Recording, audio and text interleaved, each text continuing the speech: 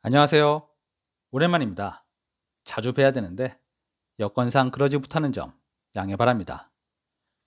오늘 배울 한자는 석자인데요. 저녁석이라고 부르죠.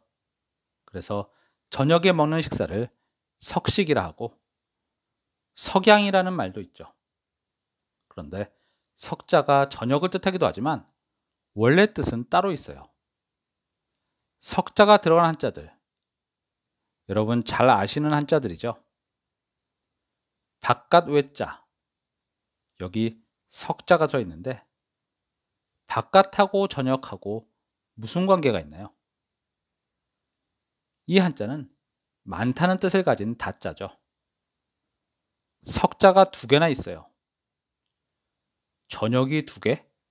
말이 안 되죠. 이름 명자, 이름을 뜻하는 한자에 저녁이 들어갈 이유가 있을까요? 여기에 쓰인 석자들은 저녁을 뜻하는 게 아닙니다.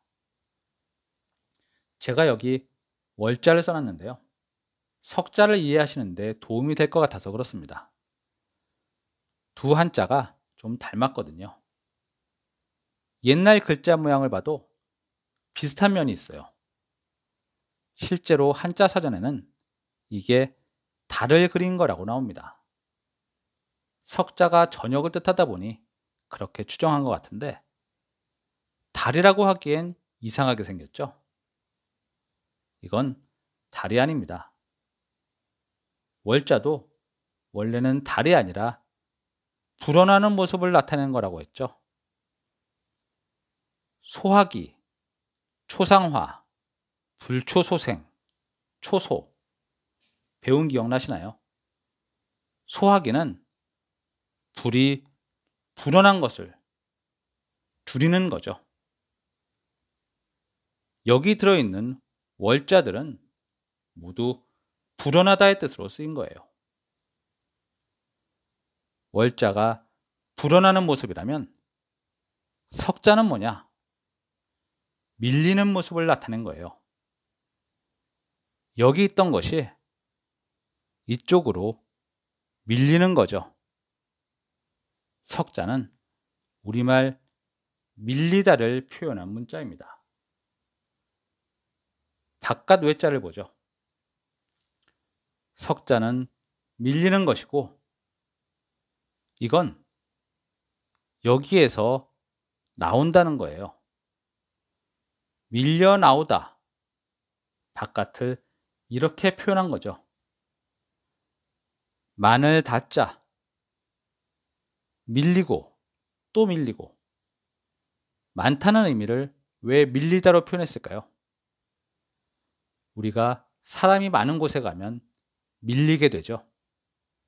유명한 음식점에 가면 줄을 서서 기다리는데 사람이 많을수록 순서가 밀립니다. 출퇴근 시간에 차가 밀리는 이유는 차가 많기 때문이죠. 그래서 이처럼 밀리고 밀리는 모습으로 많다는 뜻을 나타낸 거예요. 그런데 이제까지 석자를 저녁으로만 알고 있다 보니 한자 사전에는 많다는 뜻의 다자가 왜 이런 모양인지 제대로 설명이 되어 있지 않습니다. 석자를 고기로 해석해서 고기가 겹쳐져 있으니 많다는 뜻이다. 이렇게 엉뚱한 얘기를 하고 있어요. 석자가 느닷없이 왜 고기가 되었는지에 대해서는 아무런 설명도 없죠. 아시다시피 석자는 저녁을 뜻하기도 하는데요. 저녁도 밀리는 것이기 때문입니다. 아침이 되면 동쪽에서 해가 떠올라 저녁이 되면 서쪽으로 밀려납니다.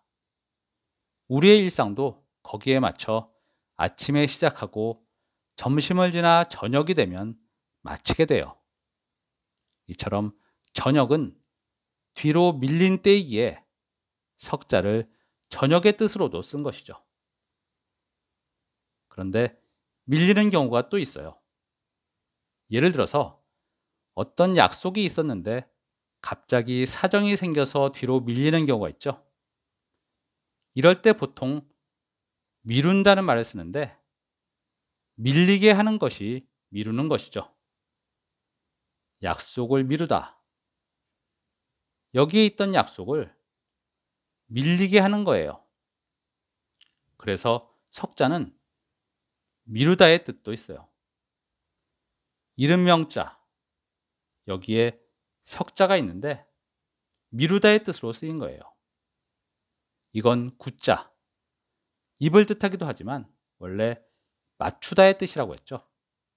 따라서 이름 명자는 미루어 맞춘다는 뜻인데요. 선뜻 이해가 안 되실 것 같아서 예를 들어 볼게요. 우리나라는 사계절이 있어서 때마다 다양한 꽃이 피죠. 그 많은 꽃들이 모두 다 각각의 이름이 있어요. 이름을 짓는 중요한 이유 중 하나는 다른 것과 구별하기 위해서입니다. 만약 노란색 꽃이 핀다고 해서 그냥 노랑이라고 이름을 지으면 어떨까요? 노랑이라는 꽃이 너무 많아서 서로 구별이 안 될 것이고, 그럼 이름의 역할을 못하는 거예요. 그래서 이름을 지을 때는 생김새와 여러 가지 특성을 고려해서 신중하게 짓습니다. 우리가 자녀의 이름을 지을 때도 그렇죠.